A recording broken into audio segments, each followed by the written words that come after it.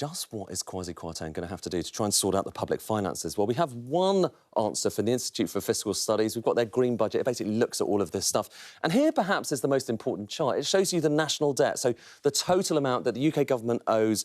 And that has built up over many, many years. A lot of that's due to COVID. But here's the thing. We're looking through to the future here. And what you can probably see from this is that it was more or less flattening and starting gradually to fall. That's gradually going down in the coming years.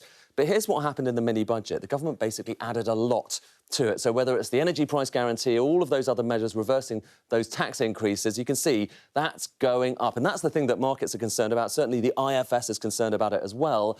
And the big question is, how do you bring that down? How do you kind of get that slab down so that you are bringing the national debt lower? Well, that costs a lot of money. According to the IFS and Citi, who are looking at these numbers, £62 billion needs to be removed.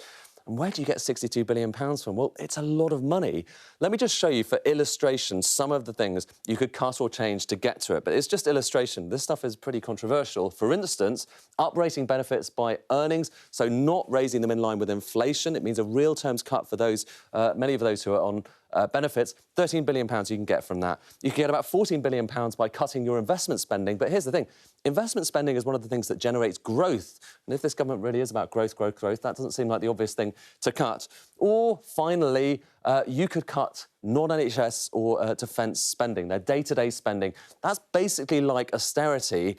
But if you cut it by about 15%, then you're talking about £35 billion. Quite a lot of money. But none of these are very palatable options. The final option, the one the government would most like and everyone would most like, is to get growth. The more growth you have, the lower that has to be. But here's the thing. Even if you assume there's going to be perhaps 0.25% extra growth, that's what Citi says is possible, you're still talking about £41 billion. You're still talking about potential cuts. You're still talking about potential austerity. Those are the choices facing Kwasi Kwarteng. None of them particularly palatable, but that's where he stands right now.